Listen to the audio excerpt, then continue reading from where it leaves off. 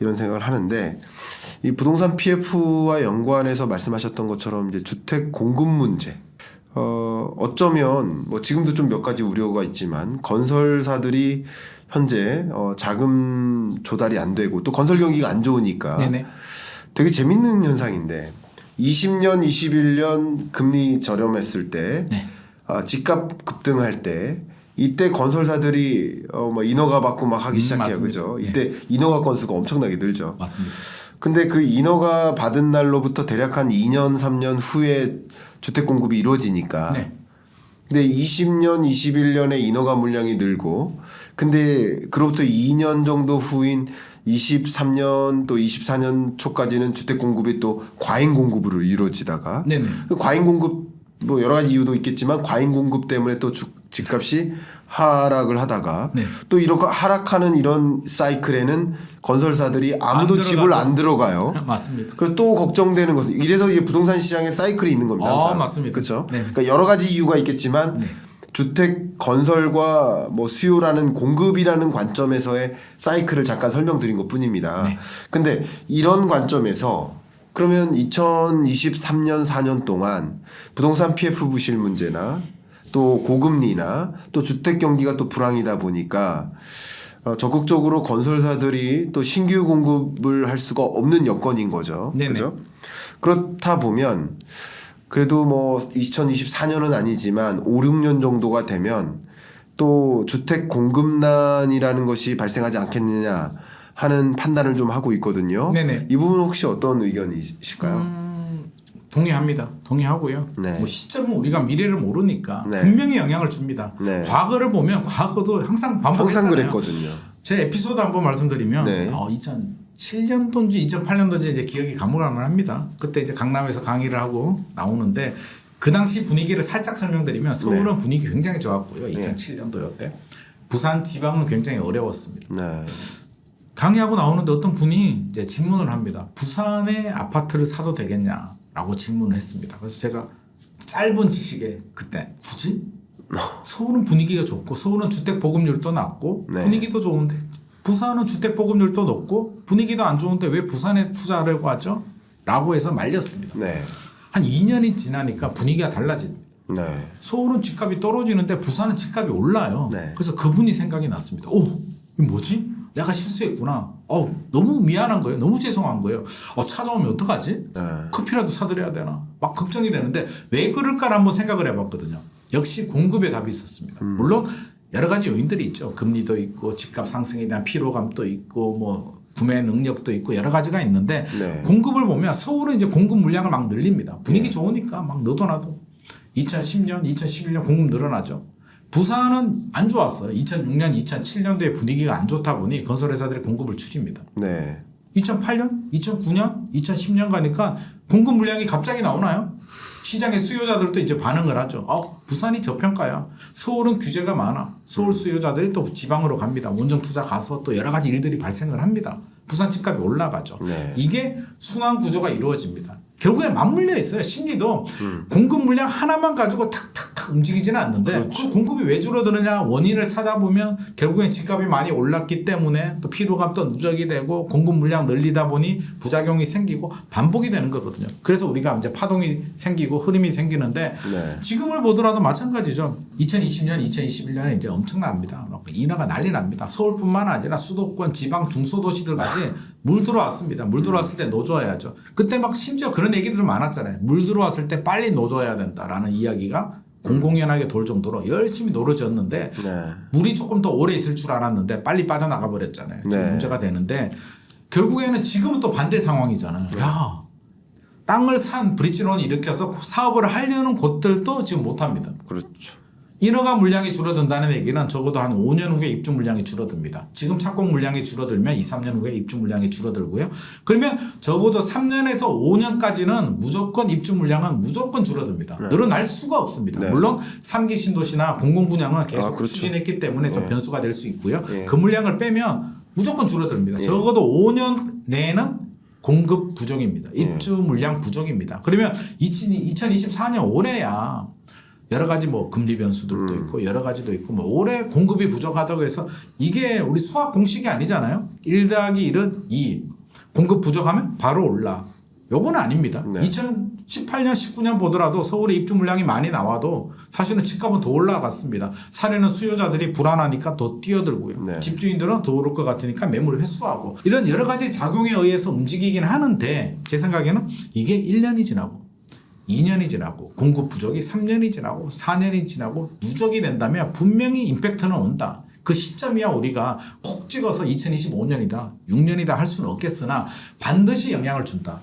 그 시간이 문제다. 근데 그 시점은 수많은 변수들이 있으니까 전문가들도 그걸 어떻게 찍습니까? 근데 결국에는 영향을 주고요. 또 하나의 변수가 아니라 전세잖아요. 전세도 맞물립니다. 그렇죠. 이게 매매 같은 경우는 사실 뭐 시차가 좀 필요합니다. 근데 입주 물량 같은 경우도 매매는 제가 1년, 2년, 3년 누적이 되면 영향을 준다라고 했는데 전세 같은 경우는 실시간으로 영향을 줍니다. 전세는 공급 물량이 늘어나면 집값 전세 가격이 좀 조정을 받는 거고요. 부족하면 바로바로 영향을 줍니다. 전세 물량이 어디 있어나. 전세는 실수요자 시장이잖아요. 네. 금리 고려하고 물론 금리도 살짝 영향을 줍니다만 집값 상승에 대한 기대가 전세가 그게 무슨 상관이냐고요. 물론 주택 시장이 주춤하니까 전세 수요가 늘어나는 부분도 있습니다. 지금 전세 수요는 아파트 전세 수요는 늘어나요. 그렇죠. 늘어납니다. 근데 공급 물량 1년, 2년, 3년 계속 부족합니다. 전세 가격이 어떻게 떨어질 수가 있겠습니까? 전세 가격 올라갑니다. 전세 가격 올라가면 집값이 밀어 올립니다. 그렇죠. 물론 전세 가격이 예를 들어서 2024년에 강세라고 하더라도 집값이 2024년에 바로 탁 튀지는 않습니다. 누적이 되죠. 또 누적이 됩니다. 공급 부족 누적. 전세 강세 누적. 이게 누적이 되면 결국에는 때가 되면 그게 1년 후가 될지 3년 후가 될지 5년 후가 될지는 일단 뭐 여러 가지 변수들이 있으니까 봐야 되겠지만 결국에는 밀어올리는 작용을 하는 것은 분명한 사실입니다. 네. 통상 그 전세 가격의 흐름을 집 가격의 선행 변수격으로 선행변수죠. 보시는 분들이 많이 계시잖아요. 맞습니다. 그러면 최근 들어서는 전세 가격이 그래도 뭐 강하진 않지만 상승 흐름을 유지하고 있지 않습니까? 네네. 그럼 결과적으로 이런 전세 가격의 상승 흐름은 특히 뭐 투자자들 입장에서는 갭 투자라는 관점에서도 전세를 끼고 집 사기가 좀 좋아지는 거고 점점 좋아지는 그렇죠. 여건이 만들어지겠죠. 그렇죠. 2024년 뭐 1년만 볼 문제는 아니니까요. 그렇죠. 네. 과거를 보면 우리 2010년, 11년, 12년, 13년 서울 굉장히 힘들었잖아요. 네. 그때도 전세는 난이었고요. 그때 방송 나가면 주제가 항상 나오는 주제가 있어요. 전세난. 2016년까지 전세난 지겹도록 들었습니다. 그렇게 올라가는 전세난이 올 전세 가격이 저는 2017년부터 매매 가격이 폭등하는 기폭제 역할을 했다라고 저는 확신하고 있습니다. 아, 네. 그래서 전세 가격이 이렇게 올라가는 과정에서 또 뭐 투자자들의 투자도 좀 유리해질 수 있겠고 상대적으로. 그렇죠. 그리고 또 한 가지는 전세 가격과 그 매매 가격의 차이가 또 없어지면서 줄어들죠. 매매 가격이 좀 어느 정도 조정됐으면 이제 사야 될 시점인가 할만한 거죠. 아닌가라는 생각을 하는 사람들까지 또 맞습니다. 움직이니까 이 전세 가격의 상승은 매매 가격의 상승으로 연결지을 수 있는 뭐 선행 변수격으로 많이 맞습니다. 보고 있습니다. 네네.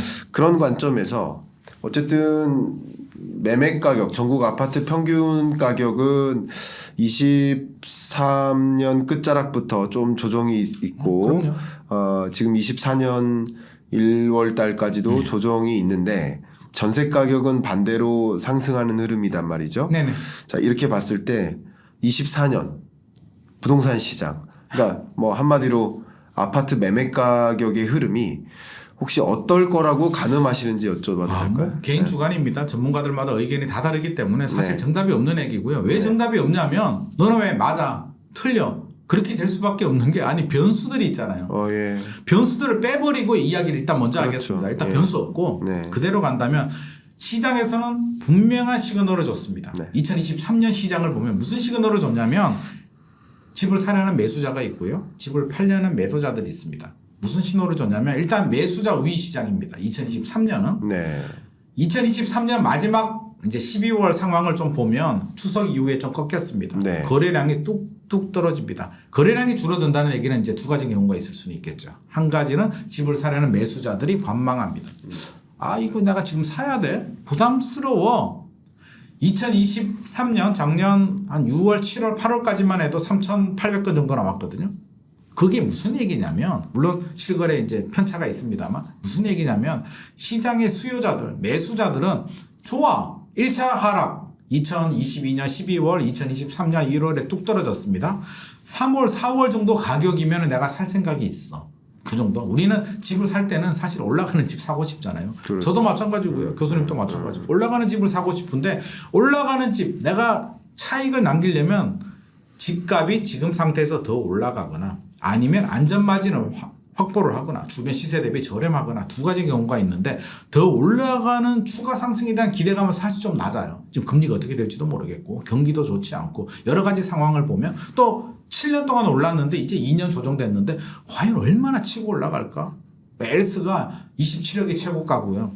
뭐 19억까지 떨어졌다가 올랐다 내렸다 하는데 엘스가 단기간에 30억, 35억 갈 수 있을까? 그럴 자신은 지금은 없습니다. 그러면 매수자들은 일단 분명한 시그널 야 1, 2, 3월 2023년 4월 상반기 가격 정도면 내가 살 생각이 있는데 그 이상의 가격은 난 부담스러워. 네. 더 안 올라갈 것 같아라는 명확한 시그널을 줬습니다. 네. 시그널을 줬고요.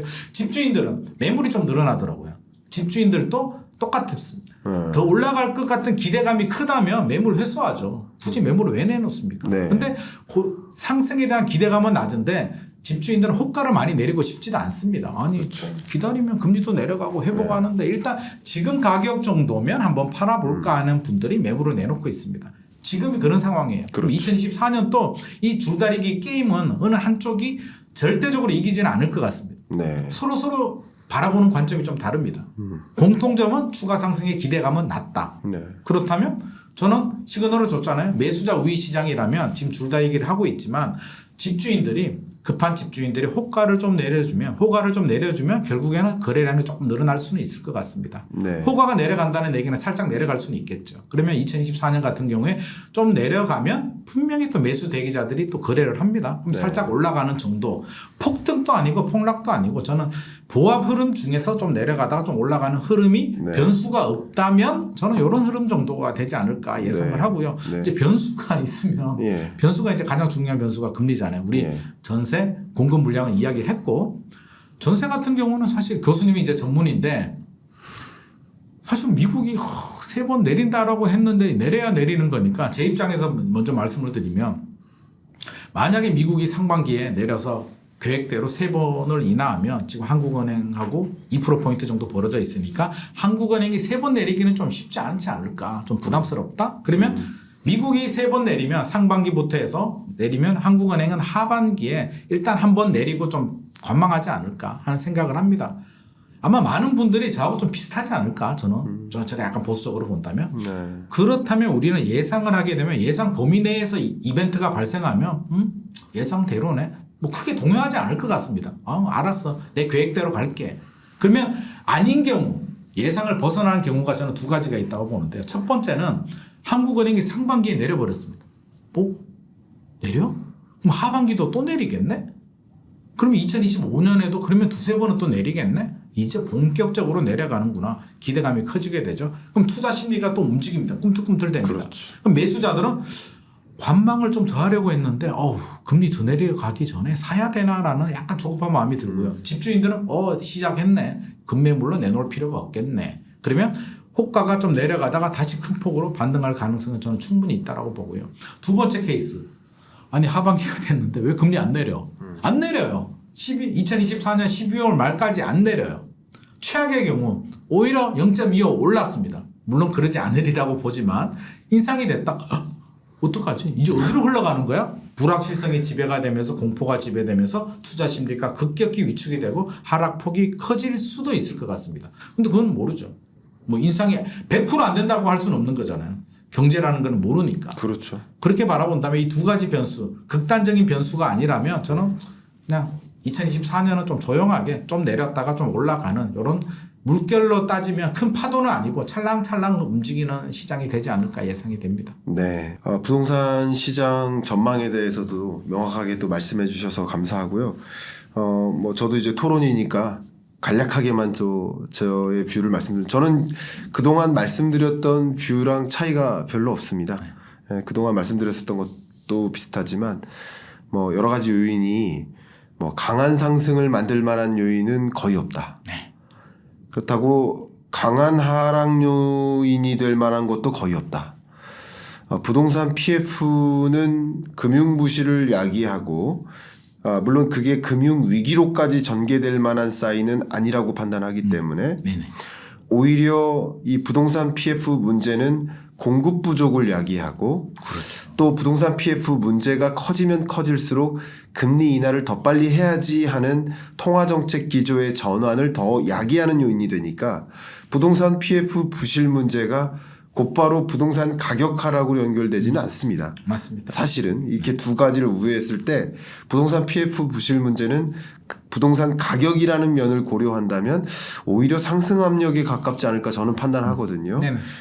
그런 것들도 한 가지 고려하고 그래서 부동산 PF가 터져서 뭐 대형 건설사들이 도미노로 파산이 일어나서 뭐 금융사들의 또 금융 위기로까지 전개가 된다면야 그러면 외환위기급의 오. 뭐 2020년 팬데믹 경제 위기급의 경제적 위기가 오니까 자산 가격도 같이 급격히 조정이 되겠습니다만 지금 그럴 금융 위기로까지 전개될 거라는 전제하에 말씀드릴 만큼 그런 상황, 통제가 불가능한 상황이라고는 판단하지 않기 때문에 이게 거시경제에 계속 존재하면서 단단한 얼음이 아니라 살얼음판을 걷는 느낌, 경기 침체 요인인 거죠. 네네. 경제 위기가 아니라 네. 경기 둔화 혹은 침체 요인으로만 작용하다 보니까 부동산 시장이 뭐 지금의 조정 국면을 어느 정도 지나고 나면 24년 뭐 연중 정도가 되면 완만한 회복세로의 전환이 있을 수 있겠다. 완만한 회복세로의 전환은 가격이 조정될 만큼 조정되는 것. 두 번째는 금리 인하에 대한 좀 강한 기대감. 뭐 세 번째는 앞에 말씀드렸던 전세 가격이 상당 부분 상승해서 그게 매수 수요로 연결되거나 아니면 투자 수요로도 연결되는 전세 가격 상승은 두 가지거든요. 네네. 매수 수요로의 전환 맞습니다. 혹은 이 투자 수요로의 전환 네네. 그걸 보여주는 사인들이니까 그래서 선행 변수라고 하듯이 이런 것들을 좀 종합해 볼 때 뭐 강한 상승이라고 생각하진 않지만 이제 강한 뭐 아주 미약하게나마 이게 상승 맞아 할 만큼의 미약한 상승 흐름 그러니까 강보합인 거죠. 네. 보합인데 강보합에 가까운 그런 흐름으로 24년 부동산 시장이 전개되지 않을까 이렇게 생각이고 만에 하나 어떤 위기급의 무언가가 발생하면 자산 가격은 급격히 조정되고 또 급격히 조정된 이후에 급격한 급등이 있을 수 있습니다. 맞습니다. 이런 시나리오를 가정하고 말씀드릴 수는 없기 때문에 어떻게 위기를 가정하고 이야기를 하는 거죠? 그렇죠. 극단적인 경우를 가정하면 뭐 아무것도 우리가 네. 뭐 아무것도 하면 안 돼. 대한민국 망하는 걸 가정해 버리면 아무것도 할 수 그렇죠. 없는 거죠. 그렇게 저도 이제 부동산 시장에 대한 전망 그 코멘트 드리고요. 마지막으로 네. 제가 또 궁금한 게 예 말씀 주십시오. 거시경제 전문가시니까 아까 예. 제가 중요 변수라고 했는데 네. 제가 또 경제 전문가는 아니다 보니 교수님께서는 금리 한국은행 금리 움직임을 어떻게 예상을 하시는지 꼭 네. 듣고 싶어요. 네, 하반기에 보고 있습니다. 하반기. 제가 뭐 22년, 23년 동안에 금리 인하는 있을 수 없다라는 말씀을 드려왔어요. 네. 근데 굉장히 상식적인 논리예요. 물가 잡으려고 금리 인상했잖아요. 네네. 근데 물가 잡혔냐 이 질문을 드리면 돼요. 물가 안 잡혔거든요. 그럼 물가 잡혔다는 개념은 무엇일까? 물가 상승률이 2%에 부합할 때입니다. 네. 그러니까 물가 상승률이 2%에 부합할 때 비로소 중앙은행의 총재가 혹은 연준 의장이 컨빅션 확신을 가지고 물가 이제 잡혔어. 내가 내 임기 내에 물가 잡는 남자야. 라는 표현으로서 금리 인하를 단행하는 거예요. 물가 잡혔다라는 확신이 안 들 때 네. 금리를 먼저 인하했다가 다시 물가가 급등하는 그런 문제를 초래하고 싶진 않을 겁니다. 그러니까 제가 강조하고 싶은 것은 물가 잡혔을 때입니다. 그러니까 물가 잡혔다는 얘기는 중앙은행이 봤을 때 물가가 확실히 잡혔다라는 확신이 드는 시점입니다. 그 확신이 드는 시점은 물가 상승률이 2% 초중반, 그러니까 2.5가 안 되는 구간. 요런 정도가 해당이 되고요. 네. 지금으로서는 다른 어떤 여러 변수들이 있습니다. 중동 불안이라든가 뭐 혹은 타이완 해협을 두고 봉쇄를 조치를 한다든가 이런 것들은 또 공급망 차질을 만들어서 이 원자재 가격을 급등시키거나 국제 유가를 급등시키는 요인이 됩니다. 그래서 이런 변수가 어떻게 전개되는지를 좀 가정해야 되겠지만 이런 변수가 없다면 현재로서는 물가 상승률이 그래도 24년 3분기 정도면 2% 초반에 부합하는 그런 숫자를 보일 것으로 전망합니다. 이 전망은 저뿐만 아니라 OECD나 월드뱅크도 똑같이 전제를 하고 있습니다. 네. 그렇기 때문에 현재로서는 3분기에 연준도 금리 인하 결정을 할 것이라고 저는 생각합니다. 저는 7월 정도로 그동안 말씀을 드려왔습니다. 네네. 예, 그 생각에는 변함이 없습니다. 제 예상이 완전 틀리진 않았네요. 그러니까 지금도 금리 인하에 대한 너무 과도한 기대감, 맞습니다. 3월에 인하할 거야라는 과도한 기대감으로 과도한 기대감이 주가를 끌어올렸다가 내가 과도했었네. 3월 인하는 아니네라는 걸 깨닫는 실망감, 금리 인하에 대한 실망감으로 전환되는 과정에서 주가가 조정되는 거거든요. 이게 계속 반복될 겁니다. 그러니까 시장은 3월에 인하할 거야. 3월 아니면 5월일 거야. 근데 또 4월, 5월쯤 되면 또 실망할 겁니다. 또 기대했다가 또 실망할 겁니다. 기대했다 실망. 왜냐하면 이게 23년 내내 그랬거든요. 예. 물론 23년 내내는 그 기대감이 금리 인하에 대한 기대감이 아니라 금리 인상 끝났다는 기대감. 네네. 일찍부터 금리 인상 끝났어. 맞아. 실망. 그런 것처럼 24년에는 금리 인하가 실제 단행되기 전까지는 인하에 대한 과도한 기대감과 실망감이 반복되는 흐름이 이어질 것이라고 보고 있고 실질적인 금리 인하에 대한 시점은 저는 3분기로 현재 판단하고 있습니다. 네, 제가 이 금리 인하 시점이나 부동산 시장에 대한 스탠스가 바뀌면 바뀐다고 꼭 말씀드리거든요. 네네. 현재로서는 바뀐 적이 없습니다. 네, 아유. 그렇게 의견을 드리고요. 예. 도움이 됩니다. 저도 오늘 소장님하고 여러 가지 이야기를 나누면서 제가 미처 생각하지 못했던 그런 부분을 좀 긁어주셨고 그 부분도 나도 같이 고려하면서 의사결정해야 되겠구나 하는 생각을 하게 됐는데요. 저도 개인적으로 굉장히 큰 도움이 됐어요. 무슨 말씀을. 그래서 이 토론, 경인남과 토론합시다. 예, 처음 출연하셨는데 그 전에 책인싸에는 출연해 주셨었죠. 네네, 맞습니다. 출연해 주셨는데 오늘 소감 말씀 한번 여쭙거나 혹은 시청자 여러분께 당부 말씀 주시거나 뭐든지 좋습니다. 일단 우리 시청자들한테 좋은 정보를 제공해 주기 위해서 나와서 최선을 다했는데요. 저한테 오히려 더 도움이 된 것 같습니다. 그래서 말씀이냐. 굉장히 좋은 자리, 좀 뜻깊은 자리, 도움되는 자리, 그리고 우리 시청자들한테도 좀 도움이 됐으면 더 좋을 것 같고 다음에도 또 불러주신다면 더 좋은 또 인사이트를 가지고 더 좋은 주제를 가지고 또 열심히 하도록 하겠습니다. 너무 정말 감사하고요. 우리 소장님 진짜 부동산 시장에서 대가시고 정말 공중파도 뭐 안 나가는 데 없으신데 이렇게 바쁘신데 와주셔서 제가 감사하고 제 채널의 어떤 취지가 한쪽 사이드의 어떤 그런 사이드의 어떤 정보만에 빠지지 마시고 맞습니다. 다양한 정보를 또 토론하는 과정에서 균형점을 찾아갈 수 있잖아요. 맞습니다. 그리고 들으시는 분들이 스스로 균형점을 찾으실 수 있고 그런 취지로 토론을 좀 주관하고 있거든요. 꼭 필요합니다. 많은 분들이 너무 극단적으로 이렇게 가는데 저도 항상 그 얘기거든요. 여러 전문가들이 있는데 다 다르잖아요. 사이트가 다르기 때문에 참조하셔서 나한테 필요한 부분, 내가 받아들일 수 있는 부분을 받아들여서 자기만의 기준 판단을 하는 게 저는 그게 정답 아닐까 싶습니다. 말씀 감사합니다. 오늘 김희만 소장님과의 경인남과 토론합시다를 통해서 여러분들이 참조할 만한 다양한 그 근거 또 정책 의사결정에 대한 다양한 조언들 이런 게 잘 참조가 돼서 우리나라가 한 단계 더 도약하고 또 여러분들이 또 투자 의사결정 하시는데 손해보는 일 없도록 그렇게 참조가 되길 바라는 마음으로 이만 마무리하겠습니다. 감사합니다.